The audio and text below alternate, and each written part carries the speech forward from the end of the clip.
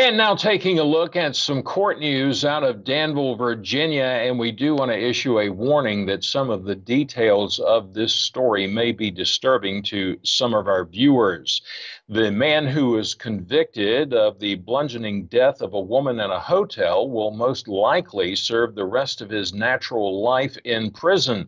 50-year-old Avery Kirby, the man convicted for the February death of 61-year-old Dale Marie Jones, which happened at the Astoria Hotel on Riverside Drive, was sentenced to just over 46 years in prison, and that was in Danville Circuit Court. In early September, a jury found Kirby guilty on a lesser charge of second-degree murder after the prosecution sought a first-degree murder conviction for the crime. According to the Register and B, Kirby was sentenced to 46 and a half years in prison, 40 years for the second-degree murder charge, and another 6.5 years after his probation on a separate charge was revoked following his violation of it.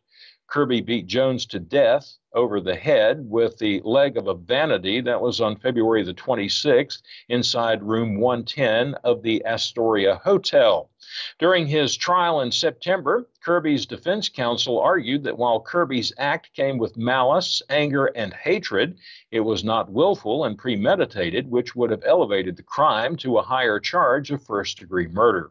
Now, the Register and B reported that photos and video presented during the trial were graphic and disturbing, showing Jones' body sitting on the couch.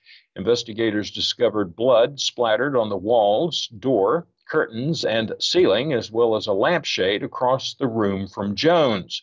The newspaper says that members of the audience gasped and groaned when photos of Jones' body and face were shown.